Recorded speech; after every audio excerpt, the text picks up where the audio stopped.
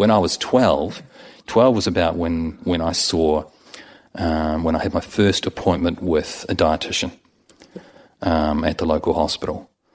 I don't remember whose idea that was, except that it wasn't mine. Yeah. But at the same time, I'm like, well, maybe she'll have some more advice for me. This is sort of early 90s by now, I suppose. And I remember going in and sitting down, and this lady she introduced me to this poster on the wall, and she made it out like this was my new best friend. It was a great big poster on the wall, and it was called the Healthy Food Pyramid. and she said, look, see right up there, see right at the top, that's fat. Okay, if you're fat, it's because you're eating too much of this. You need to get rid of that, and you need to be eating lots more of these fruits, veggies, and grains that take up this whole bottom section.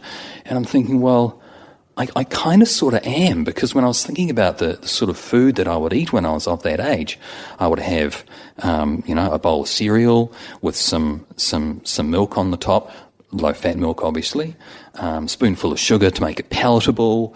I might then have some toast after that if I was still hungry, and usually I was. Lunch would be sandwiches, whatever. Not takeout very often at all. That would just be like once a week on the weekends.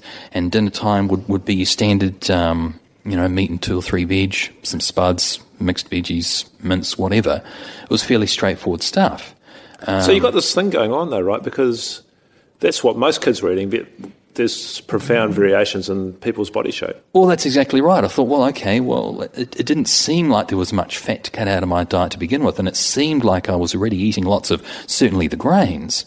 The veggies, I mean, they were always a challenge for kids of any age, but I remember thinking a massive boost one day was the day I realised how much more appetising veggies came when you would drown them in tomato sauce. And I was thinking, that's great, because tomato sauce comes from tomatoes. Whether tomatoes are a fruit or a vegetable, I don't care, because they're part of the food pyramid down at the bottom there. So that was a great win-win. Add tomato sauce to my veggies, that's just great, But it didn't work. And then it was the turn of the dietitian at that point to be like, oh, well, you must be cheating. You must not be doing what you're saying. I'd be weighed, and it just didn't work. And that wasn't a fun old time either. But we went through all of that, and no success there either. And then how did you go through teenagers, and then eventually became an adult and whatnot? Well, at that point I was thinking, well, if the dietitian isn't going to be able to help me, then nobody's going to be able to help me. And I decided at that point, by the time high school had come around, that this was just the way I was always going to be. I'm going to be fat forever, and there's just nothing anybody can ever do about it. So I decided that I would learn to live within my means. I would focus on the things I was good at in school, things like the maths and the science, and I would just have to tolerate as best I could the physical education and all that sort of thing. I certainly, never really played any sports beyond the odd spell of backyard cricket in the summertime, but that was about all I could manage.